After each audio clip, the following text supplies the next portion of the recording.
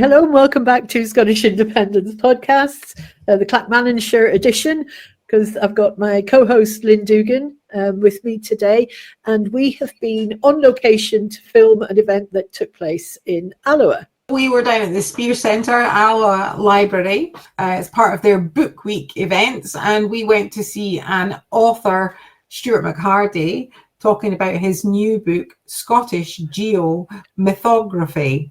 Geomythography, yeah. Yeah, it was really interesting. I thoroughly enjoyed it. Stuart is a prolific author. He's got about 40 books.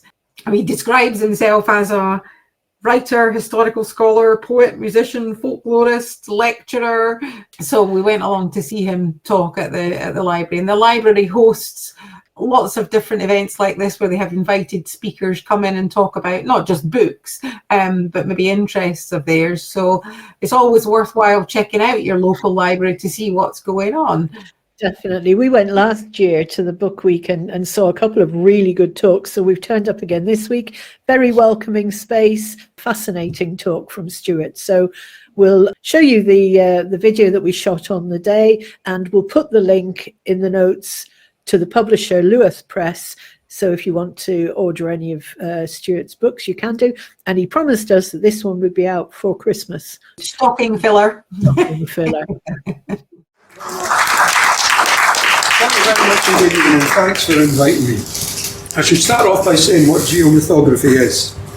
And it's an approach to the past that concentrates on place through time. And what we seek to do with the geomythographical process is we seek to understand cultural continuity and what has come through over time. And in that respect, in some of the sites I'm going to show you today, there are stories that are going about, that are still told in places in Scotland, whose origin seems to be thousands of years ago, literally. Now, this, up until recently, would have been a kind of controversial thing to say, but there was some work done a few years ago at Durham University where they reckoned that they were showing that oral tradition could hold on to ideas for 5,000 years or so. And I was mentioning this when I was doing a lecture tour in Australia a few years back, and somebody said, it's nothing. So,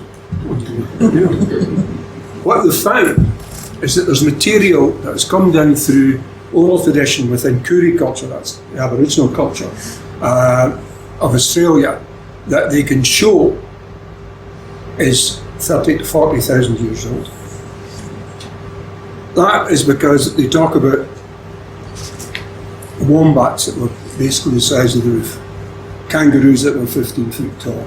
And of course, when you're educated Westerners turn up in Australia and start hearing this thing, oh, England's savages, they're making it up. Till they started finding the fossilized bones of these things. And that led to an actual new classification of animals called the protodons, just to cover these ancient marsupials. And the people in Australia never had right. Okay, they have got what we could call a grammar of ornament.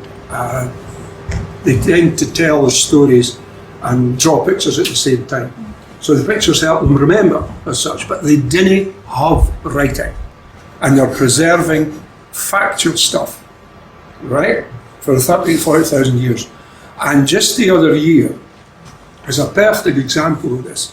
The BBC were doing a documentary on the Nessa Brodgar, which most of you know about up in Orkney.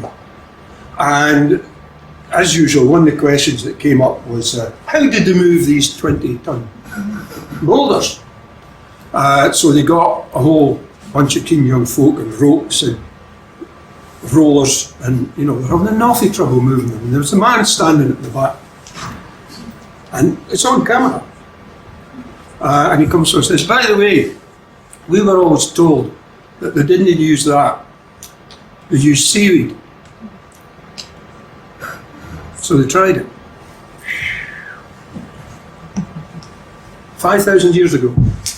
The only way he could know that was because he'd been told by his granny, he'd been told by her granny, he'd been told by her granny, and so far back. And it being the BBC, and fronted by a gentleman who we will not name, but you all know who I mean, They ignored it. They ignored it. It was the most substantial thing that came out of that programme. It was absolutely living proof that the oral tradition can teach us things.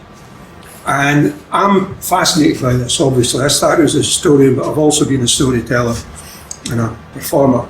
And it's the combination of history and oral tradition that has led to this approach. And I'm currently teaching this, a course on geomythography at the Outreach Department at Edinburgh University.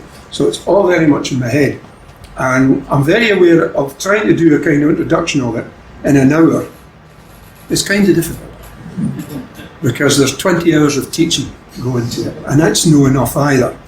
But I will attempt to do my best. And the book on it, I apologise, the publisher's been a bit remiss. It's not coming out until the 27th. That's next week. And it's specifically designed to make a good Christmas present. You can see that. So it's all in there. But what I'm going to do is I'm going to take a few sites and show you how this process actually works. Because it's a combination of looking at places, and sometimes it's actually a case of finding places. Places that have significance archaeologically, they've got stories, they've got place names, and most interestingly, actual landforms. Specific landforms, time and again, have what is clearly a history or cultural significance within the local communities. And before we start getting into it, I should emphasise that one of the key parts of the approach is localisation.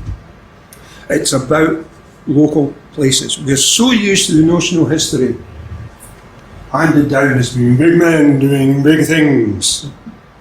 And it's like history comes down to it. No, that's not how it's been. That's not how it is for anybody on the planet. Things come up. This is how stories come. This is how history develops, by what people actually do. And it's only when somebody sits down and writes about it, almost always with an agenda in mind, that it actually becomes what we call history. And I have made a point over many years of teaching history to say you can't take anything for granted. You have to know what people think. It's not that they're necessarily biased. It's not that they're necessarily trying to sell you a particular version, but they've got a mindset. Everybody's got a mindset, and that colours how you interpret things.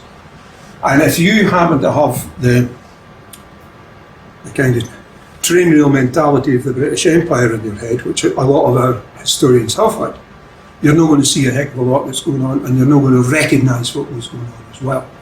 But that critical approach also has to be taken towards the spoken word. You can't take it for granted. You have to be critical. But I'm going to give you one example of where the kind of interface between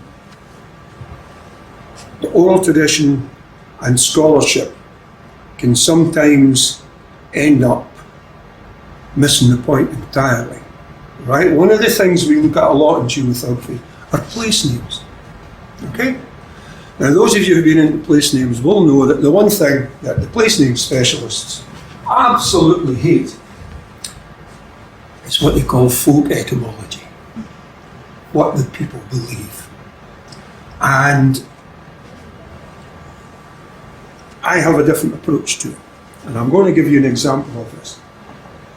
And it means taking a wee bit of a pop at the great godfather of Scottish place names, William J. Watson.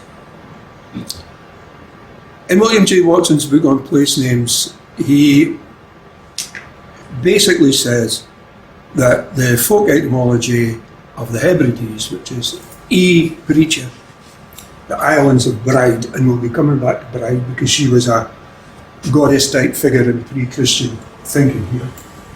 E. Breacher. And this is rejected totally by Watson and by everyone else who's ever studied place names at university since, because, no, the forum Hebrides comes about because the Greek, or Greco-Roman, geographer Ptolemy in the 2nd century wrote a name down, and it was Ebudai, E-B-U-D-A-E. And that, because it was written down by someone who was classically educated and comes from, if you like, the respectable side of human knowledge, that has to be more important than what people themselves were telling each other. My response to that is quite simple. If people said it was Breach, it's because they believed in Bride. Bride was a significant figure in their thinking and in their beliefs. So therefore, they believed it. And if they believed it, that's more important to me than what some pseudo-academic chap sitting in Rome wrote down, who'd never been here and was getting all his information 7th, 8th, 9th, 10th hand. But that's supposedly where we're supposed to take our knowledge base from. Well, no for me. I believe that the Breach thing is reflective of this belief that I should say, by the way, there's a book just been out 6 weeks ago on this. It's called Scotland's Sacred Goddess. But there is all this evidence in the landscape for this type of belief in Bride and the Cailleach. I'm not going to get totally taken away with that because that's another 20 hours. So we're not going to go that way. What I'm going to do is I'm just going to look at a few places and show you how well, we all know about Calanais, right? Well, it's kind of ignored for a long time. But it's a stone circle with a chamber cairn in the middle and avenues coming out from the side. The whole thing is focused on the 18.6 year cycle of the moon. The moon comes and stops. It only goes so far west and it stops and it goes back. And the main circle running down that way is focused directly on that, right? This is pretty much accepted by everybody nowadays. So it was created to do that. Now, that's great. It's significant. It also, by the way, might be quite a bit older because there it is with the stone circle, the avenue going that way. And here, down that avenue is this. It's an outcropping of rock. And that outcropping of rock, through there, the sun shines on Midsummer's Day. And the line that the sun takes was marked by a series of wooden post holes. This was noticed and forgotten. It's been re-investigated recently. And that line goes straight up the middle of the avenue to the heart of the stone circle. How old that was, nobody knows. Because like a lot of significant places in the landscape, this appears to be natural. It's becoming recognised now that, in fact, Richard Bradley, who's a very real Kent archaeologist, actually brought out a book called The Archaeology of Natural Places. And what I would suggest to you, the way to understand that is if you look at someone in the landscape and it draws your attention, it's been doing that to people for thousands and thousands of years, because we're no different from the people that came before us. So this could potentially be very, very old indeed. And could have been the post holes there, which I didn't think have been, I don't think any material from it's been carbon dated because it was investigated before carbon dating existed. I know they're still looking into it because one of the active archaeologists there is a pal of mine, name of Stuart McHardy, no relation, he hastened to add. But the thing about Calanais is that you've got this complex of archaeology, and this is where the moon stops every 18.6 years. And that figure, you can see, this is the head here, and the body there, is known as the Cailleach and Bride, the old woman of the Moors. Now Cailleach, it's the same word, Cailleach, crops up all over the place. We've also got several other reclining figures, one or two of them maybe get to as well. But she's called the old woman. And the old woman, the Cailleach, the story is about the Cailleach. But she shaped the landscape, she made the landscape, she is the oldest being. She is quite clearly, at one point, was a goddess type figure. Because she's actually making the land. She goes about spilling her apron all the time. She was awfully careless, I won't say that. But there's all bits of, the nearest reference to that's over on the Lomond Hills. The Devil's Burdens. It's said to be the devil that dropped this great pile of rocks, but that is a motif that was well established thousands of years ago and linked to the Cailleach. The Cailleach is part of that cultural continuity. But in terms of Calanais, what is interesting is not only that the idea of the Cailleach survives, and we know about, obviously, the moon itself, but that until the early 19th century, there were still people who were known as being Nanclachan of the stones. And they were people whose job it was to light the fires at Beltane. The tradition was going well into historical times because the place had significance. It had cultural significance. Because things like the lighting of the Beltane fires, and I'll not get distracted by that because that's another 20 hours. The thing about that, this is communal activity. And one of the things that archaeologists are good at recognising is ritual activity. But when does communal activity become ritual activity? Are we drawing the right kind of differences between them? I happen to believe anything that happens where the whole community comes together over repeated time is ritual. And it's how ritual develops. And so we have stories as well at Calanais. There's a story of a magical cow. There's a story of a witch. There's a variety of stories, all of which survived into the 19th and 20th century, attached to this place that, as far as we can tell, was certainly significant round about the middle of the 4th millennium BC, and if not in Tursa, is what we think it is, or is potentially old as we think it is. It's potentially much older again. But the point is that the significance continued within the community. This is not something that's necessarily getting picked up and written about elsewhere. This is something that people are holding on to themselves. This is something that comes with your mother's milk, if you like, or you get told it by your granny. And one of the problems we have in the modern world, because of our, well, I suppose it's understandable, but we're all educated. We're all educated through the page, the word on the page. And because of that, we have certain ways of thinking that are difficult at times to get out of. But I have come across stories that I know, because of the form of the story, date back to this Cailleach creature that I'm talking about, that have never been written down. I've also come across rituals that are taking place in Scotland annually that I've been told not to talk about. For the simple reason people say, if you put that in a book, we are going to get tourists. We didn't want tourists, this is ours. It's local. And that localisation of culture survives in many areas. And it's quite strong. And probably in this room at the moment, there are people who've got snippets of stories that they got from their parents or their grannies that, granny tell me, it's not up to very much. But it could contain remnants of what was truly ancient belief, and it's worth sitting and talking about these things amongst each other.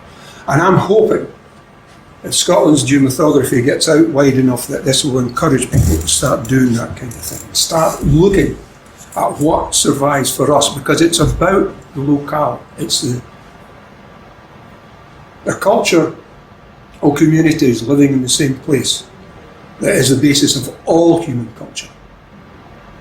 And we have to, I think, particularly in the modern world with the way things are going, we'll have to try and get back to being more aware of where we are and the place we are.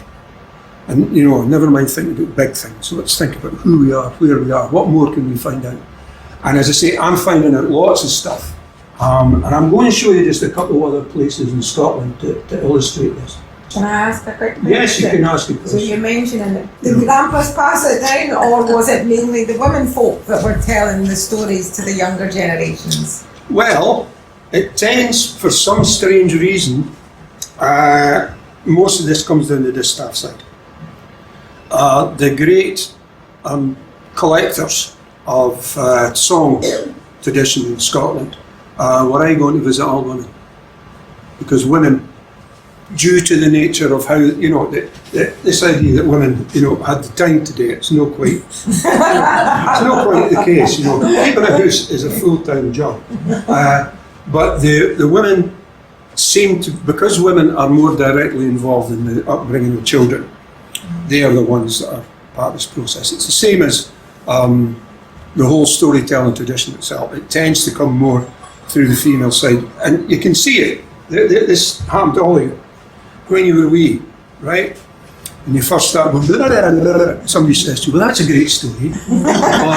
Go on, tell me a story. It encourages. This is how children become socialised. This is how they become part of the community. It's the storyteller that is fundamental to who we are and what we are, and it mainly happens when you're dealing with children. So therefore, the women tend to be the repositories of more of this stuff. Though the storytellers, Shenachies, until relatively recently, most of the evidence we've got for the traditional storytellers were they tended to be male.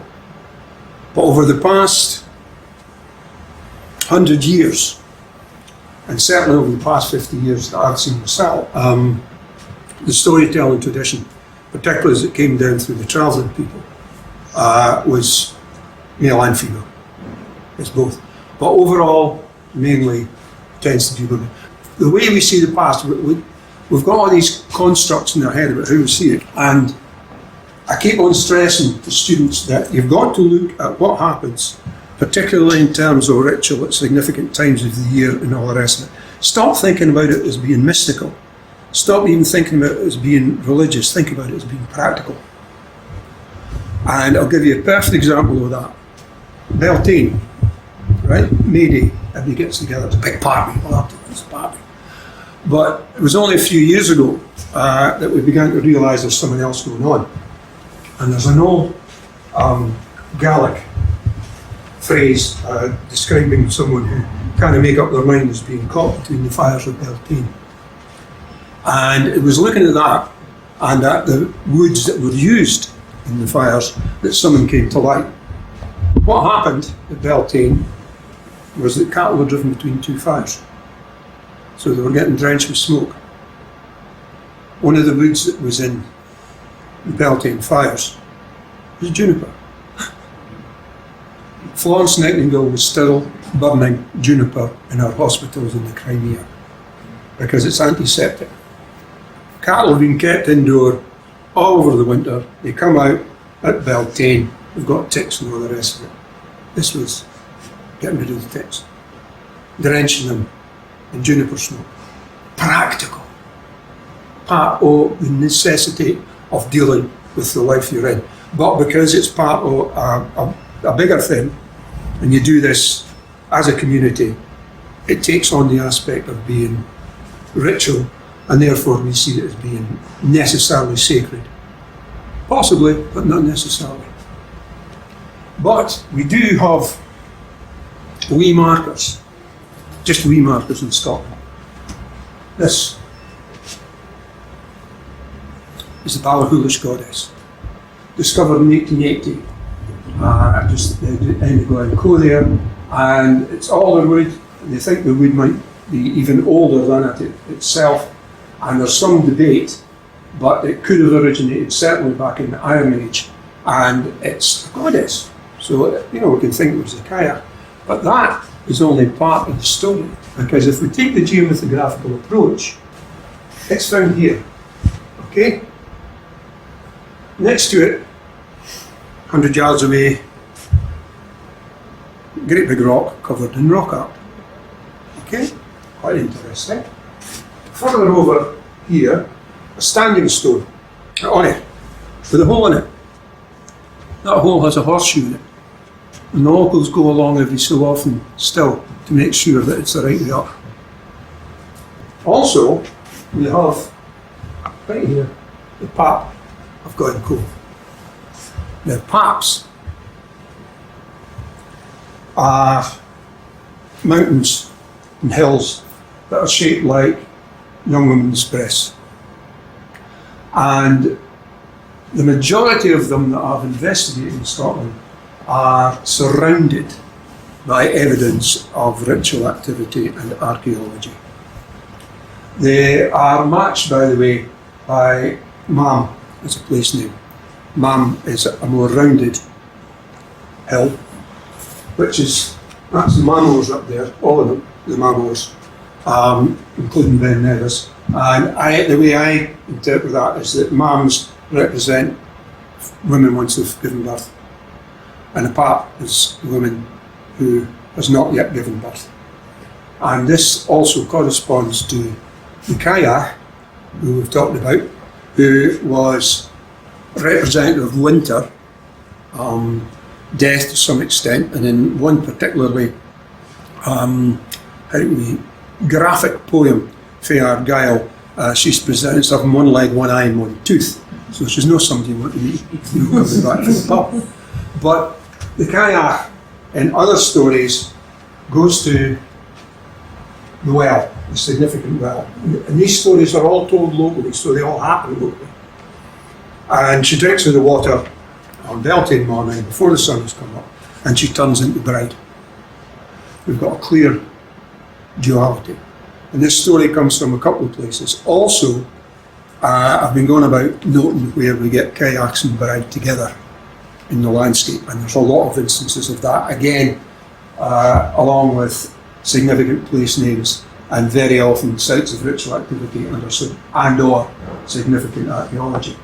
But around about here, we've also got Beinn Bheithir, which is just in the corner here, and there's the story, famous story of the dragon.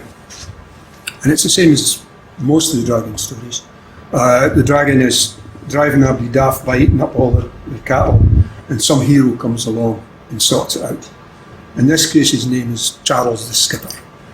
But in cosmological terms, the dragon is usually, stories about the dragon and the hero are usually presented as referring to the idea of bringing order out of chaos, with this specific Christian overlay through the stories of St. Michael and others, that it's the defeat of paganism. So these dragons have all got significance. And just in passing, I'm going to mention one other one, just north of Dundee, because the dragon there killed 9 sisters. And the 9 sisters are linked in story to Arthurian mythology, Norse mythology, Welsh mythology, Breton mythology, Korean mythology, Greek mythology, Kenyan mythology, and I've got traces of it in Japan, the South Seas, virtually worldwide. Again, a very, very ancient idea that survived locally, told of a story about a Pictish stone in Dundee, but is actually universal.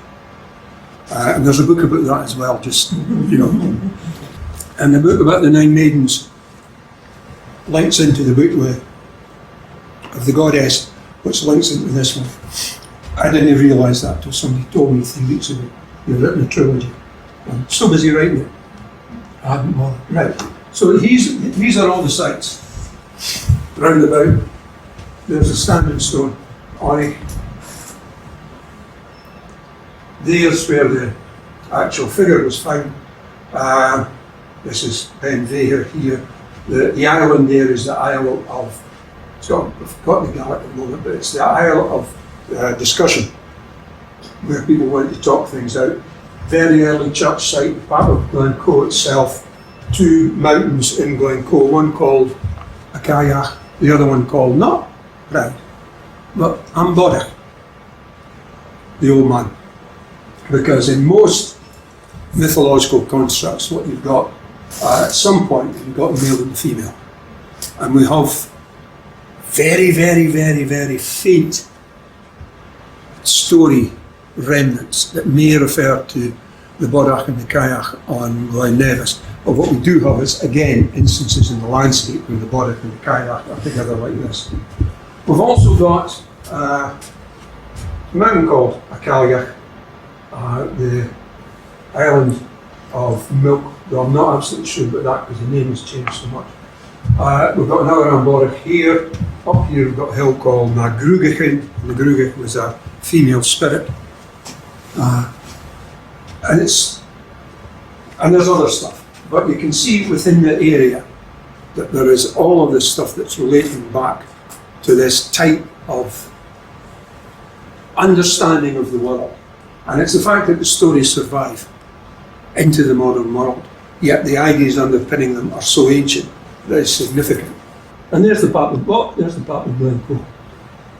Okay? And that's Beinn Bheithir, which is a great quarry. Quarry, for those of you who like to go up into the hills, effectively equates to cauldron. And what are cauldrons associated with? Fertility. Because behind the witches is this older mythological stuff. And the cauldrons in all of the Celtic languages, cauldrons are very much a symbol of fertility, and quarry has that connotation. It's like a lot of things though, you have to be careful about. And in geomythography, I insist on people understanding clustering.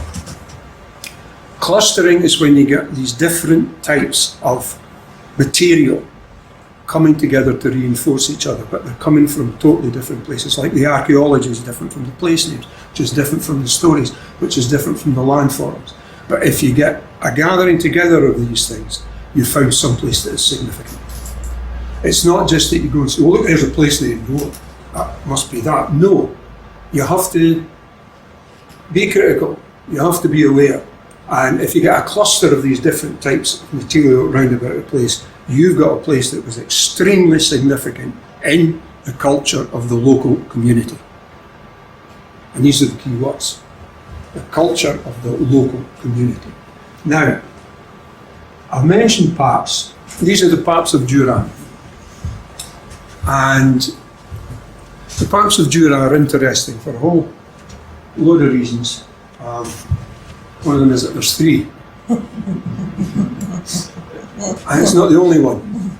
There's another three-breasted significant site in the borders of the Eildon Hills. But if you actually approach from virtually every angle, you just see two.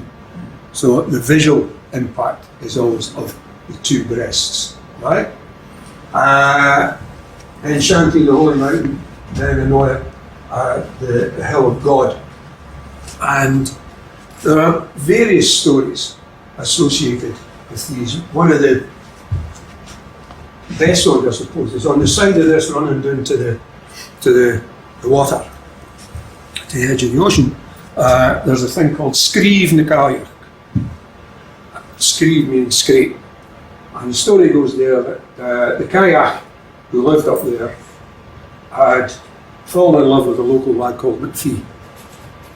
And she'd kept him in prison, and he kept on trying to get away, and she kept on bringing him back. Every time he got on his boat and rowed away, she'd just throw her magic clue of wool, and he would catch the boat and she'd pull him back in and say, oh, there.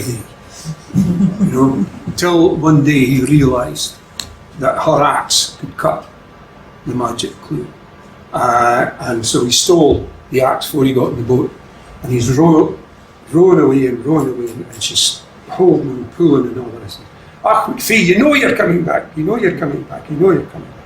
And he just keeps on rowing, and she gets dragged down the side of the hill, and you can still see it. You'll see it on the maps. The Screeve is there. It's a massive, great, scar in the rock. And then when she gets down near the bottom, just up, and he's away. Now, we also have a group of 7 women who I think this one are thrown over the top by another hero.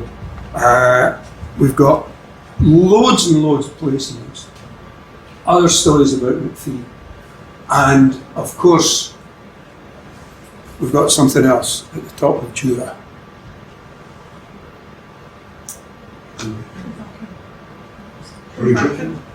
The Corrievreckan, yeah.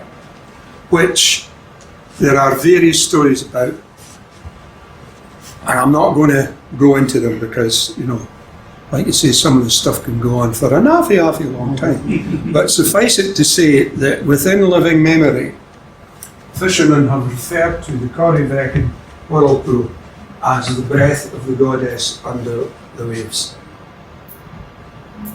Because in one of the oldest stories, which I only was told 5 or 6 years ago by the great Shenanigans Speirs Centre, she actually was tricked and falls into the water, and her body is Scarba, which is her nose, Jura, which has the Paps, and Alloa.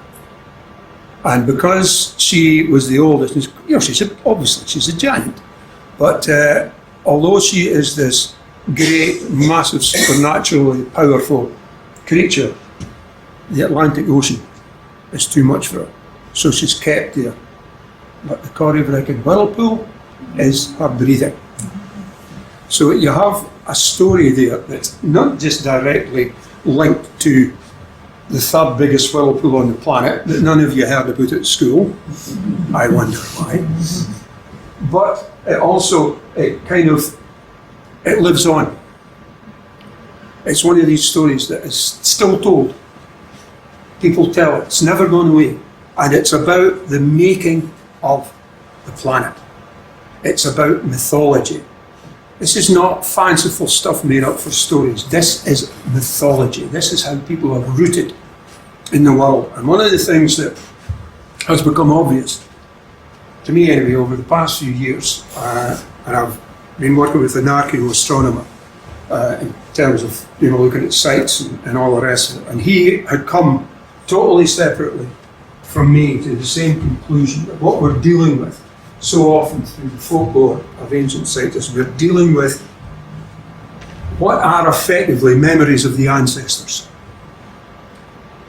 In anthropology, since the 19th century, there's been a tendency amongst highly educated people particularly from the West, to go and look at what they think of as primitive cultures and say, oh yes, we found clear evidence of ancestor worship.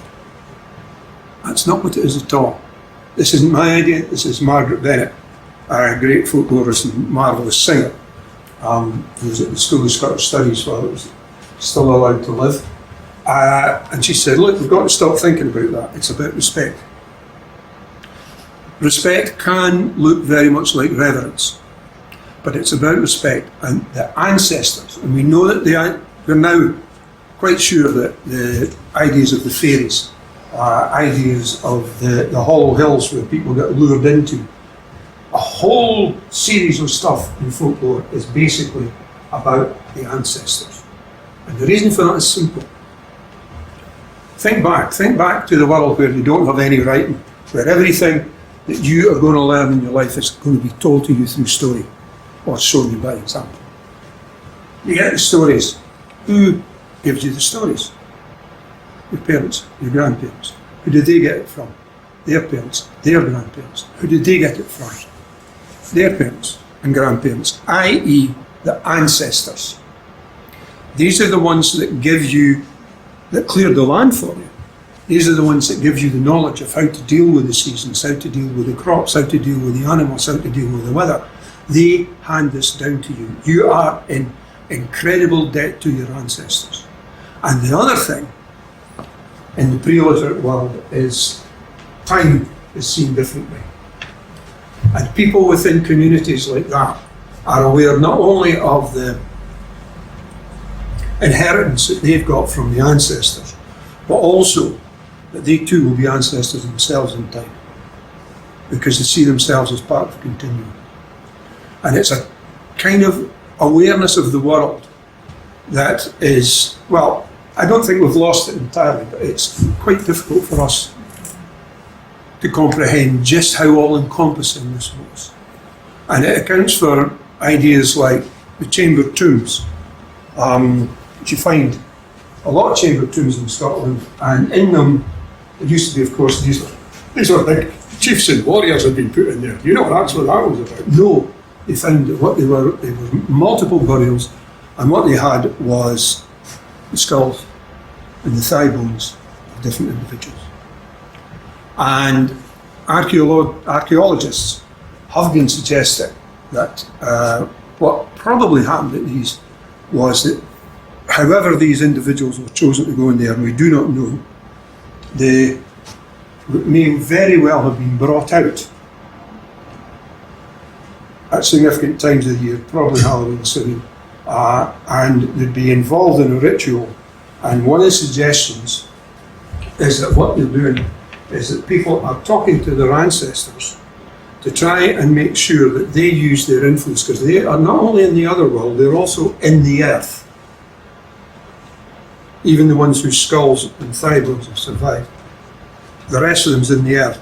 And the idea is that it's kind of what you refer to as magical thinking, that they may well have been speaking to them and asking them to make sure that the crops would grow again next year, that summer would come again next year, because we've all seen Scotland when the summer didn't come at all, but that they are speaking to the ancestors, because one of the things about traditional belief is that at Halloween they can come back. They're gone. They're living in another world, but they're not totally disappearing. And this whole complex of ideas is tied around this notion of respect for the ancestors. And I think that the awareness that you too are going to be an ancestor yourself would have led to an attitude towards how you deal with the planet and with other human beings that would again be beneficial to the community.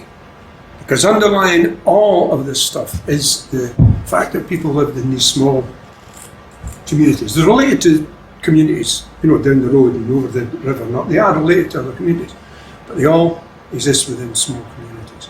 And the responsibility within that is tied in with all of these beliefs. Oh aye, this is just the other side of Jura. I mentioned the Cailleach and Bride, and there's stories of the Cailleach turning to Bride. You also find a few instances like that where we've got the Cailleach at the south end and Bride names at the top. And here at the bottom, this is Craigshouse Bay on the east coast of Jura, a lovely place. But there's half a dozen different Cailleach names around here. There's the Pass of the Cailleach, the Point of the Cailleach, the Mill of the Cailleach, and something else. I'm not sure did I put this in the book, I think I maybe did. Because I spend so much time looking at sites, and a great deal of time is spent on maps. Do you all know about the National Library of Scotland's georeference map site? Well, those of you who don't go. It becomes addictive. It really is. They've got all the maps. They've got they've got the early maps. They've got the point maps. They've got the Blow maps. But then they've got Roy's maps from the 1740s, and then all of the Ordnance Survey maps up till about 40 years ago. And you can flip between them, and in and out. And it really, seriously, you go on, I'll just have a look at this, Oh, that was an hour ago. It is absolutely, it can get really kind of addictive. But here we have these names in this, and Elan Vreacher, the Point of Bride, and there's other names there on larger scale maps. But down here at the bottom, this is something that I noticed just a couple of years ago that crops up time and time again near sites that have all the markers of having been significant in belief and ritual. And that is the term loshkte. You know any Gaelic speakers? Right, loshkte, it means burnt. And I suspect it's the same as Bruntland and Burntland that we've got.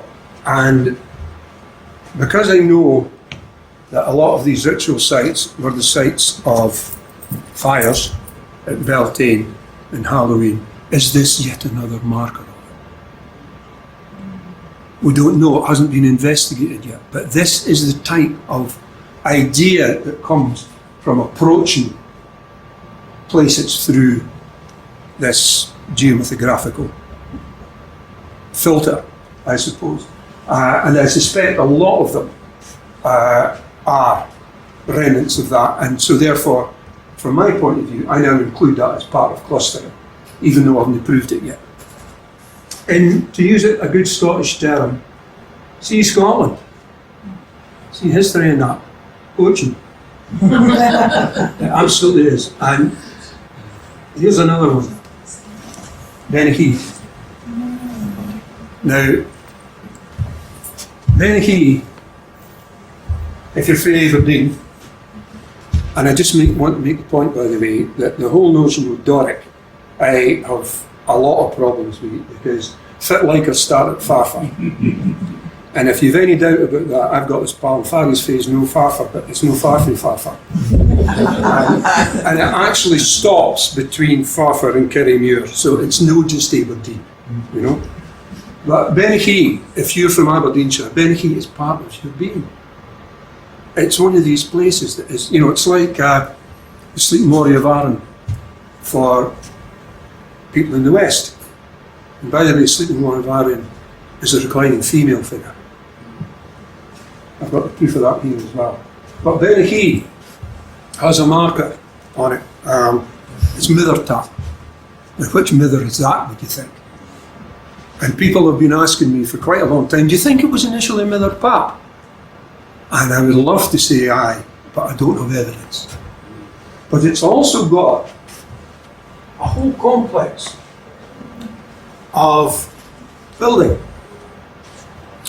And it's marked on the map, as are most of these constructs, as a hill fort.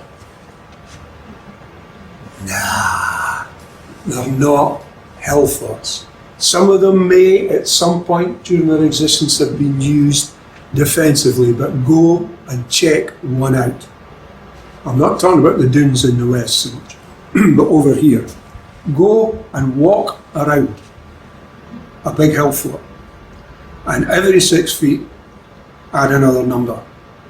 That's the number of men you need for it to function as a defensive structure. You need a man at every 6 feet. And the numbers that then turn out, would the local population have that many effective warriors? It's a wee bit dubious. The other thing is, if you go and look at an awful lot of them, they've got several entrances. Some of them have got no wells. And many years ago, many years ago, my father and I went to one of the biggest ones, the White Catterton, north of Brechin, and he was an engineer. And we did a series of rough calculations, and the walls are pretty down, but they used to supposedly be, you know, at least 10 foot high. And we figured out how long it would take to build that. Even if the population back in the Iron Age, when we think it went up, was the same as it is now, it would have taken them 10 to 15 years. Think about that. There's hundreds of these across Scotland, and they all took 10 to 15 years to build.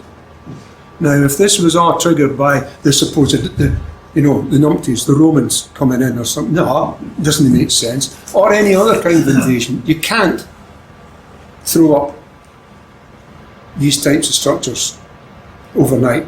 And if they are being defensively created, you would think they're responsive to something, and it doesn't make sense. Also doesn't make sense when you think of that Scotland has the most perfect defensive structure ever, which could be built in a season, and that's the Bodach. We have them. So these hill forts, for a whole series of reasons, are very unlikely, well, they're certainly not just hill forts, i.e. defensive military structures. And this is, by the way, this is not heresy, this is becoming accepted within archaeological circles. People are really looking at this. Oh, right. I'll finish with this. Head of Glen Lyon, right? This glen here, which goes round with the Moran River and goes into what is now the reservoir of Loch Lyon. The glen is Glen Cailleach, okay? And here on the map is Tigh and Bodach, which is also known as Tigh and Cailleach.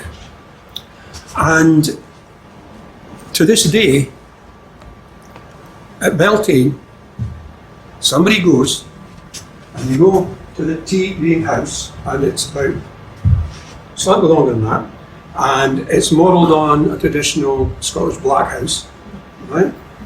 And every Beltane, it is re-roofed, and the 3 stones representing the Cailleach, the Bodach, and the daughter, who would be bride, are brought out and put at the front. They're taken back in at Samhain.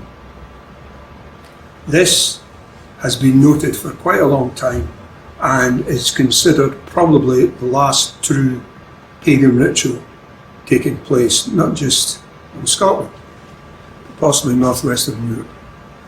And I know that it's still taking place because I was asked to take over as the keeper 10 years ago. Luckily I didn't have to, because it's a long way from where I buy. But someone else, it was a local shelter, I don't know who's taking over now. But this Tigh body, it's quite clearly, it's pre-Christian, right? There's no way it can't be.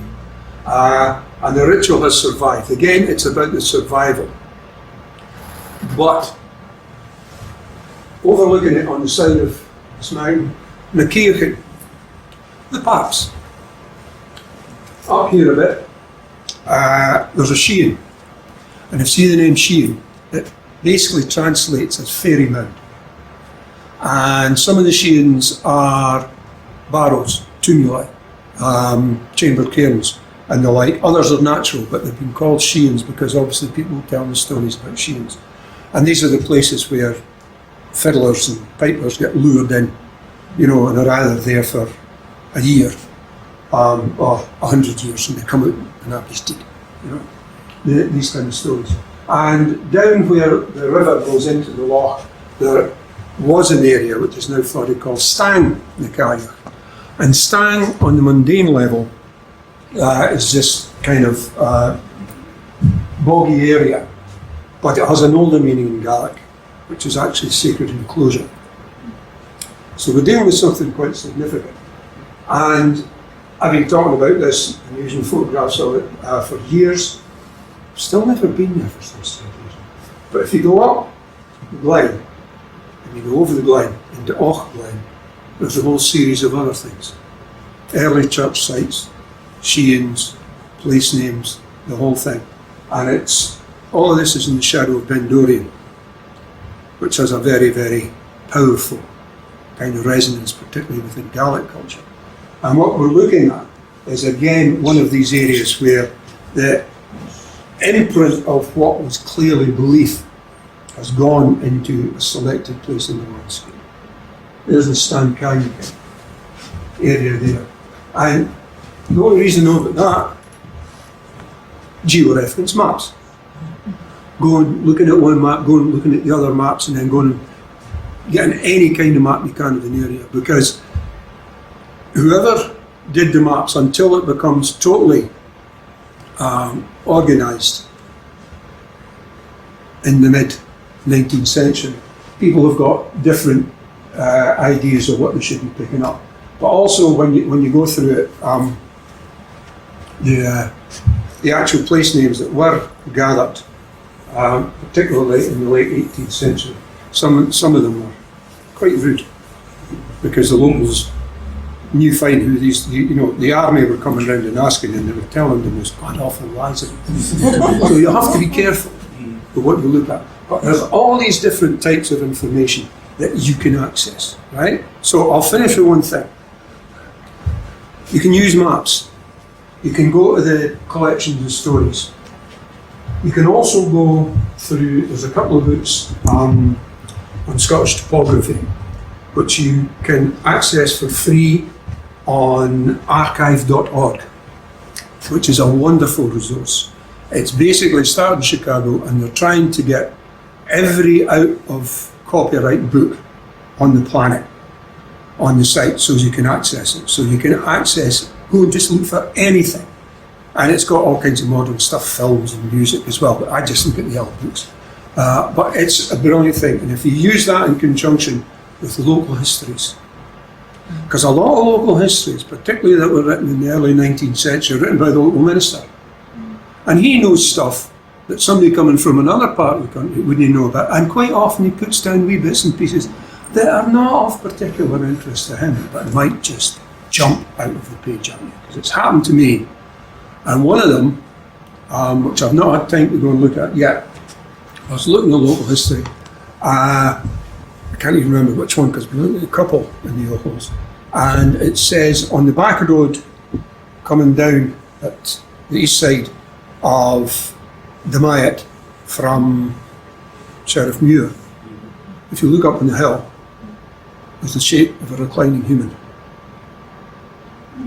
I've not been up to check yet, but what I have found is that I can put forward a case for every reclining figure that I've found in the Scottish landscape as being female, and that female is the Cailleach.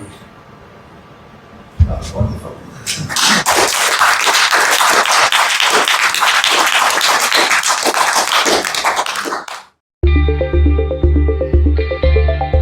Thanks for listening, everybody. I hope you enjoyed that.